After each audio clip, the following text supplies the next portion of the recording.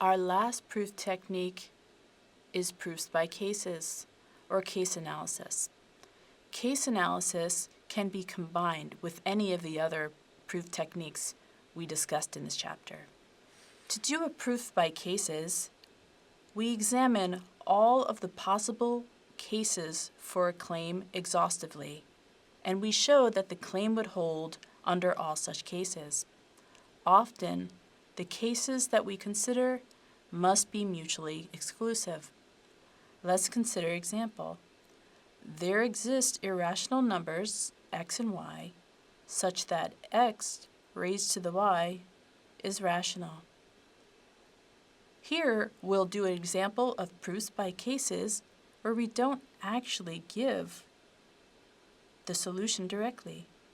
So to begin, let x and y equal the square root of 2.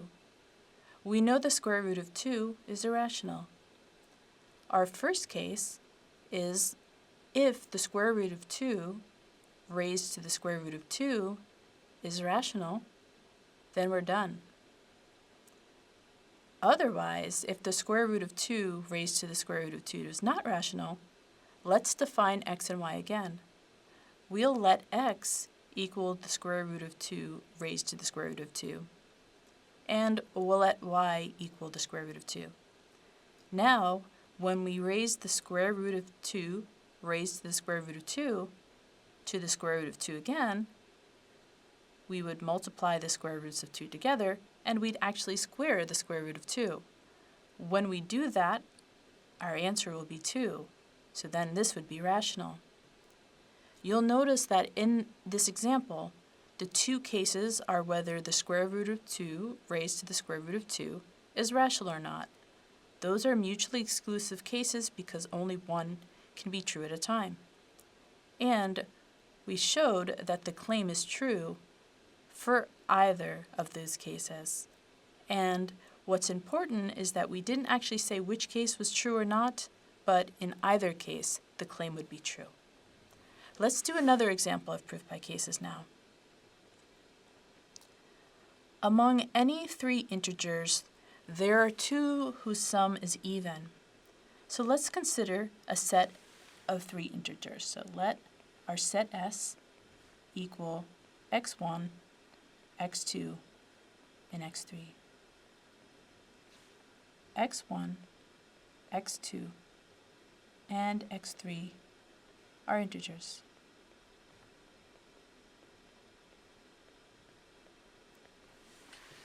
Our claim is that for any three integers that we choose, their sum must be even. Well, first we need to think about what happens when the sum of two integers is even. So for any three integers, there has to be two that sum is even. For a pair of integers to have the same sum, they must have the same parity. So for two integers to have an even sum,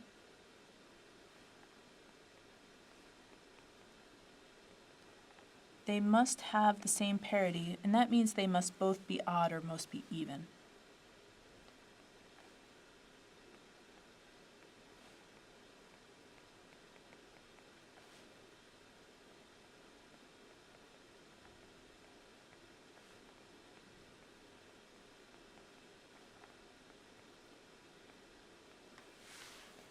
And now we need to consider how three integers will always have two that are both odd or both even. We can apply the pigeonhole principle. So let f be a function from S to the set 0, 1, and it will map an integer to its value mod 2.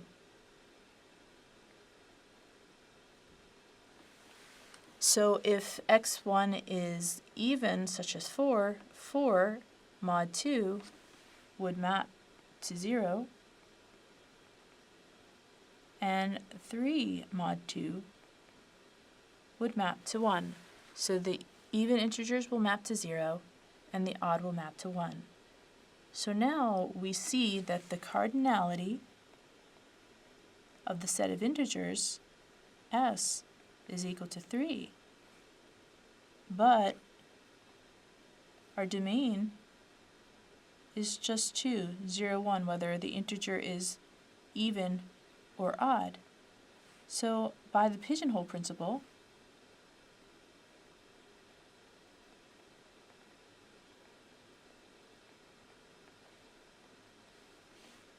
at least 2 must map to the same value, either 0 or 1.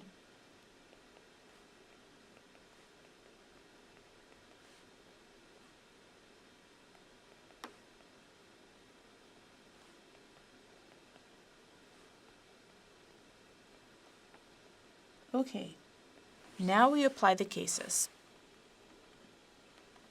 So our first case, 2 integers of s from s map to 0. That means they're both even.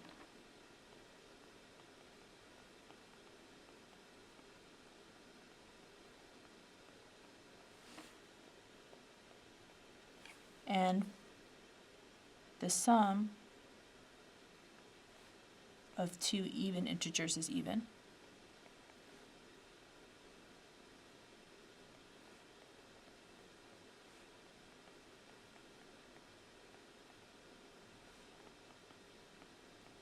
And we could be more formal. We could say that x1 equals 2k1 and x2 equals 2k2, and their sum, x1 plus x2 equals 2 times k1 plus k2. So we can see that would be even. And the second case is that the integers from s map to 1. So this is the case where the 2 integers that map to the same whole map to 1. That means they are both odd integers.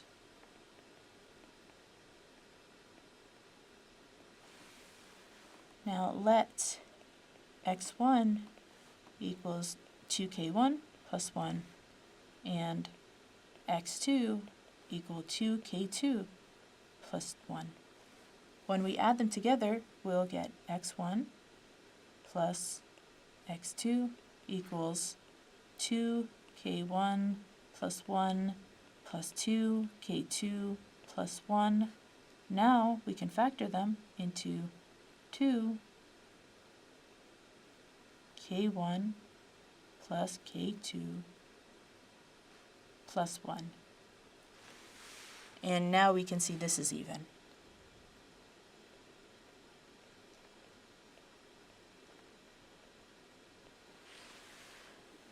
For any set of integers, we would have 2 integers that both map to 0, meaning they're both even, or we will have 2 integers that will both map to 1.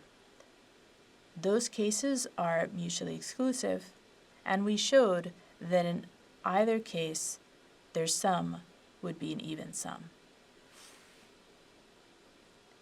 Now, let's do another example that involves the pigeonhole principle. We want to show that in any group of 6 people, there are 3 who know each other or 3 who are strangers. Knowing is symmetric. What that means is if A knows B, then B knows A, and vice versa. And if they don't know each other, that's also symmetric. Now, we can also think of this in terms of coloring the edges of the graph, as we have in this figure. We can color an edge between 2 people, or 2 vertices, blue if they know each other, and red if they don't know each other. And so what we're looking for is either a blue triangle, meaning these three people or these three endpoints know each other, or a red triangle, meaning that they don't know each other. So let's think about this. Let's choose one person. In this case, let's choose E.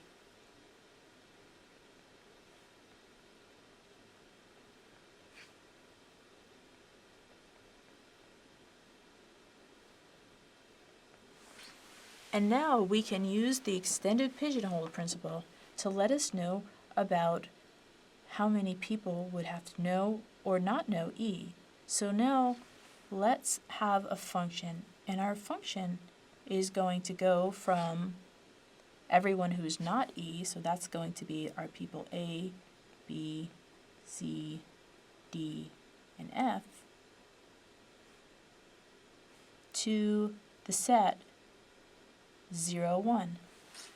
And we will map a person to 0 if they don't know E, and 1 if they do know E. So for example, from this picture, we have F of A would be 0. A and E don't know each other. They're connected with a red edge. And F of B would be 1. They know each other. They are connected with the blue edge. So we're going to connect a person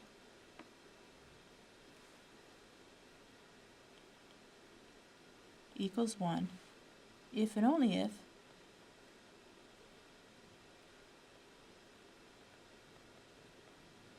P and E know each other.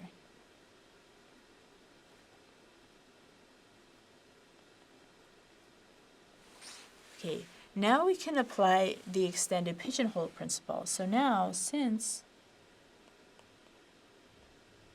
the cardinality of our domain, which is, we'll call this X, and this is our codomain Y, since the cardinality of X is equal to 5, and that's greater than the cardinality of our domain, which is whether they know E or not, that's equal to 2. By the extended pigeonhole principle,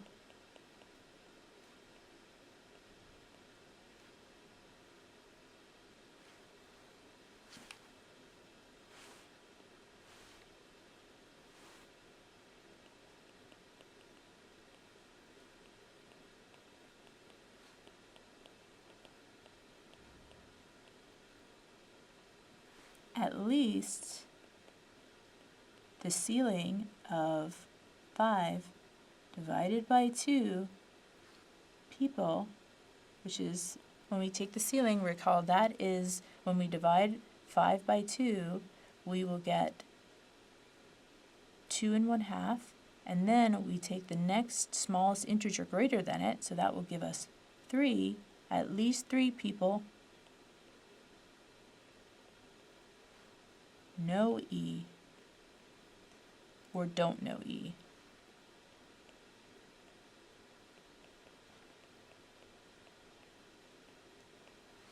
So by applying the extended pigeonhole principle, we've set up our two cases.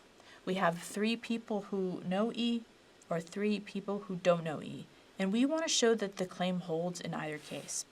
So let's take the first case. 1. Case when 3 people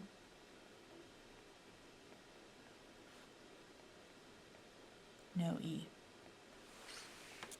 Well, when 3 people know E, there's actually subcases now. So if none of these 3 people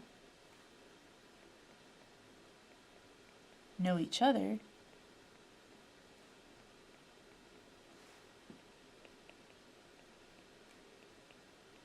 they form a group of 3 people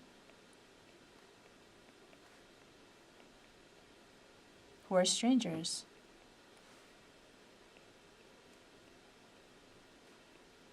I mean,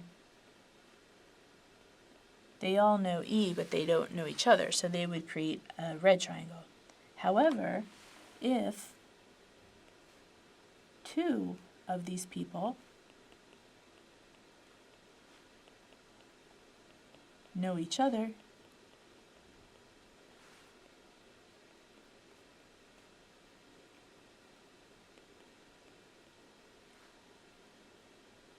these people, along with E,